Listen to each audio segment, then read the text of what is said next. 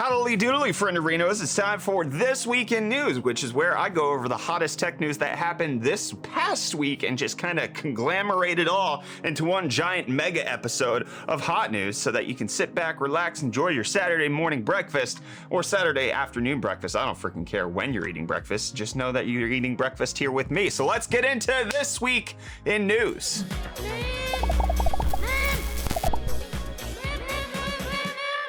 A report came out that it does look like Nvidia is starting to scale back their production of the RTX 30 series GPUs, with a whole bunch of retailers reporting lower sales on RTX 30 cards. Nvidia used to have a lead over AMD to the tune of 60% to 40% at Mindfactory, which is a retailer in Germany, but this past reporting came out that Nvidia's market share was only 25%, whereas AMD took 45%. This is partially due to the fact that the RX 6600 is selling hand over fist, but a bunch of other retailers are indicating roughly the same thing, that Nvidia is selling less and less units, which some of the speculation is that Nvidia is either ramping down to somehow elevate their profits quarter on quarter. Instead of selling as many as they possibly can right now, they're just going to sell fewer so that they can sell more next quarter. Or it could be the fact that we're expecting a relaunch of new GPUs potentially in December or January, and it could be some supply chain issues, but there's some indication that we might be getting a higher end laptop GPU from Nvidia, the 3080 Ti, or potentially even a 3090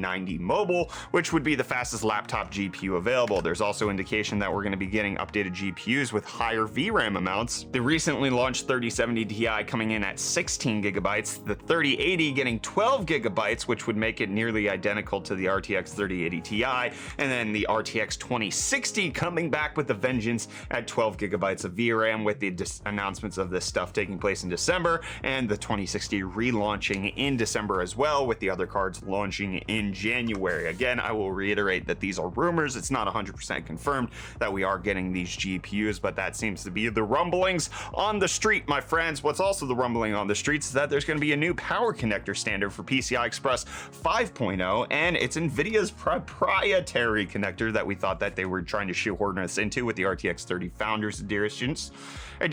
Now it turns out, according to the launch of the Rockthor power supply, that this will just be the de facto PCI Express 5.0 standard, and it's capable of delivering up to 600 watts of power per GPU. And that's going to be a lot of power. You're going to need to get back some GPUs because EVGA had a whole stash stolen from them from a truck that was transporting their GPUs within California. RTX 3060s to RTX 3090s being stolen. If you have any details on this and you want to help EVGA out with this, you can email them at stoprtx30theft@evga.com.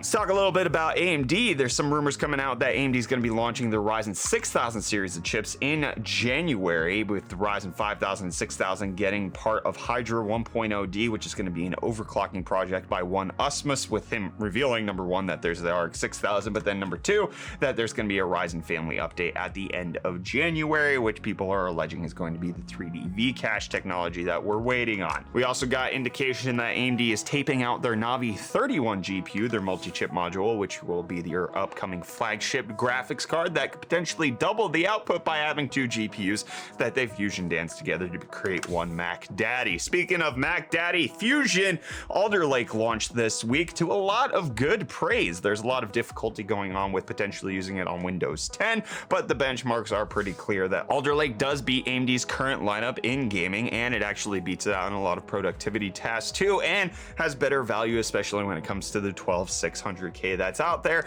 and it actually still works pretty decently on Windows 10. We also got our first picture of Intel's upcoming Alchemist GPU, which has been ribbed for your pleasure. Look at that.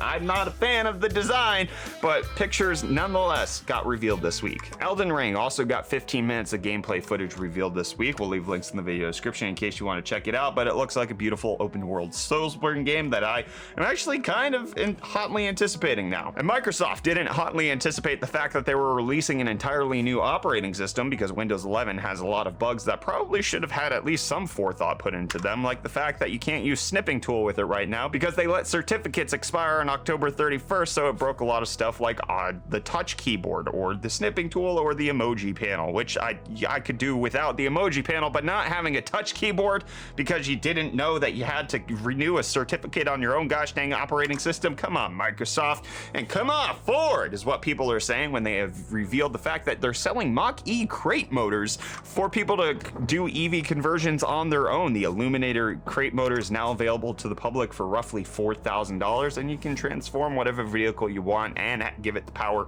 of the Mach-E motor. Netflix also unveiling a gaming service this past week, only on Android currently, not on iOS, but people are now able to play Netflix games, all mobile games, which will now be in the Netflix app in case you want to play it there. In case you want to play on the PlayStation 5, Sony's trying to do its best by air freighting PS5s, at least according to the current report, to the UK, with the idea that they're likely also doing this to the US as well to make sure that they're not dealing with the long cargo sea freight times that are happening, and instead trying to make sure that they get all of the consoles out to you as fast as they possibly can. And the console that I'm most excited for this holiday season is the Steam Deck, and Valve announced that we're getting an APU deep dive happening on November 12th at 1 p.m. Eastern, where they're going to give us all the details of everything that's going on with that Zen 2 CPU, that RDNA 2 GPU, and all of the goodness that we're looking forward to with that upcoming console. And I'm looking forward to all of the tech news that's coming our way this coming week. I will be sure to make sure that I'm staying around for it. Also, you should stick around for the fact that we have comment response tomorrow, which is our